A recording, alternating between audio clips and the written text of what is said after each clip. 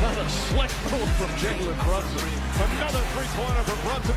He is the #1 reason why the Knicks have turned their franchise around. Jalen Brunson does it again. It's a two-point game. A Brunson barrage here in the third quarter. Jalen Brunson was named the NBA's Clutch Player of the Year for good reason. He had 102 points in the fourth quarter through 10 games of this postseason. Look at the list that he puts himself at the very top of for most fourth quarter points. At the top, right? Through 10 games. He is at the top, and we are talking about royalty. We're talking about the Mamba and Steph Curry, and that's been Jalen Brunson. Look at Jay's face. Look at your face. Right? He's 6'1.5". It shakes you up, right? My goodness. When you see the name Kobe Bryant on there multiple times, and then you see who's known to have been one of the greatest clutch players, if not the greatest that we've seen in our lifetime, yes. And then boom, all of a sudden, here's Jalen Brunson on top of that list. It is breathtaking. And to your point, Kobe was a physical marvel. Jalen Brunson is basically my height. Show us how he's doing. You wouldn't have noticed Jalen Brunson walking down on the backside of him with a baseball cap in New York City. That's how average he is. But let me tell you why they call him Captain Crunch. And he's so good at targeting certain players. Watch the UD and I are going to break down this film. Watch how he targets here Al Horford off this first ball screen. We're going to show you a couple of things. Number one, when he comes out and he shows, look at the feet of Al Horford. When you see that right leg up, you already know what he's going to do, UD. He in trouble. You already know what he's going to do. I don't know what kind of coverage Boston's in on this one right now because this is horrible coverage. If anything, he should be showing on the high side. And Drew Holiday should be trying to get in that gap and tighten up that elbow so he can attack that gap. So one of the things I want you to watch is here. Watch how he snakes it, Greeny, and he's going to drive in here. And he's going to finish on the right side of the rim, okay? Now, you see Jason Tatum right here on the left side. That's where he's going to drive the ball to. And watch as he drives. Here's the best part about the play. Look at this. Are you kidding me? Bring the camera out on me, please. UD, I drive UD here. I get into this gap here. I'm driving into Jason Tatum. Arm bar with the right hand, finishing on the right side with the left hand, while Jason Tatum's right here. Are you kidding me? Yeah. And I'm scared to fire you, so I go into the Olay defense. Yeah, look at poor Al Horford. So I go into the Olay defense. And he's initiating contact with Al Horford. Al Horford standing straight up vertical. Look at the way he finishes right there in traffic. Tatum is right here. Right there. Look at the degree of difficulty. I mean, in traffic, through all the trees, that's one target. Here's another target for you. Poor Peyton Pritchard. You talk about mouse on mouse crime here, okay? Ball screen. You're seeing you're doing a great job here. Mighty Mouse. Yep, exactly. You're seeing a great job here. He's showing, Kristaps Porzingis showing. Now, you can see a couple things happen. You see the roll here that's right there, too, as well. And Porzingis is already in the back pedal. He is already in the back pedal. Now, watch how he works him. He works him down, works him down, works him down. And this moment right here, look at him, catches him right on the side, Greeny. I just got to highlight it. When he catches you on that side, all he's going to do, come here, you do real quick. He catches you right here. He's extended the rims right here. He's going to give him a head fake and this. You're going to see that. He initiates the contact with him. He dislodges him off his spot. And as soon as he does that, you're going to see UD jump. And as soon as you see him jump, he has Peyton Pritchard. There's nothing Peyton Pritchard can do here. Jump up in there, boom, and one. And there's two things that guys do when they get dislodged. They go for the shot fake and they slap down.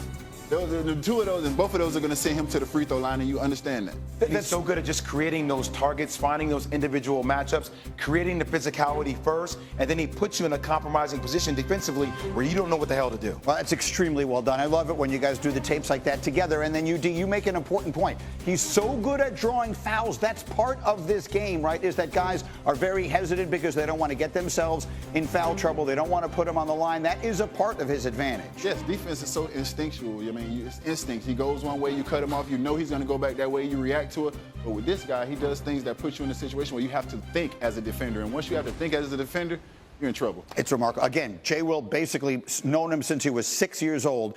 Here's Jalen Brunson on the verge of becoming the king of New York. Speaking of the Knicks, they still need one more win just to get to the conference final. But our buddy Big Perk yesterday made a bold declaration about their title chances. Once they close out the Boston Celtics, the New York Knicks are headed to the NBA championship. And I'm going to take it a step further. Uh-oh. I wouldn't be surprised if they win it all, to be honest with you. So, in case you think, boy, that seems like hyperbole, here's the reality. The New York Knicks on ESPN Bet are right now odds-on favorites to win the East. They are a significant favorite to win the East. So you get to the finals, you become one of 2 teams that have a chance to do it. The New York Knicks have not won the championship since 1973. I like the question that's on our screen, Windman. You know, sometimes the year finds you rather than you finding the year. Do the stars feel like they may be aligning for a miracle run by the New York Knicks? Well, I thought the Knicks literally had the toughest draw out of every team in the entire playoffs, because you were looking at having to go through Boston, defending champs without home court, potentially Cleveland, #1 seed without home court. And then if it's Oklahoma City, you don't have home court, but whoever wins the West, you know is going to be extremely formidable. And I thought that was a tall task for a team that was 0-10 against the top 3 teams in the league. But obviously things have changed dramatically. They are on the verge of exterminating the Celtics. The Cavs are gone. And with the way that the Knicks have demonstrated they can play in the clutch and play on the road, you have to take them seriously in any series. So their situation and their chances at this point from where they were 2-3 weeks ago are completely different. And the thing about it is, there's no strategy that you can employ on Jalen Brunson that is just easily going to work. He is so shifty and so smart and so read and react that he is going to give the Knicks a chance if you let him in a close game.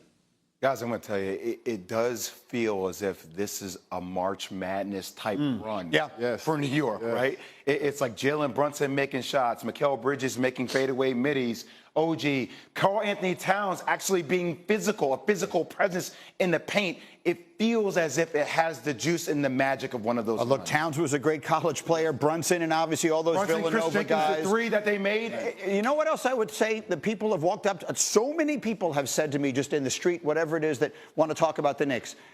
Because the one series that Windy didn't mention was the Pistons. Yes. And that you know, like, what is the iron sharpens iron or kind of thing? Like, that series was so physical, so tough, every game, right down to the clutch minutes, that the Knicks looked very ready as they moved into the second round because they had been tested as significantly as they were in that first round. I feel like that's a factor. We can argue that they're the most battle-tested team right now thus far in the playoffs. I mean, when you look at the Detroit team that they were able to beat, that was a team that actually dominated them through the regular season. And we're talking about the top 10 teams, but Detroit was a team where nobody knew what they were going to get from, and they dominated them through the regular season. They stepped up to that challenge. Now they have the defending champs on the ropes. They're very battle-tested.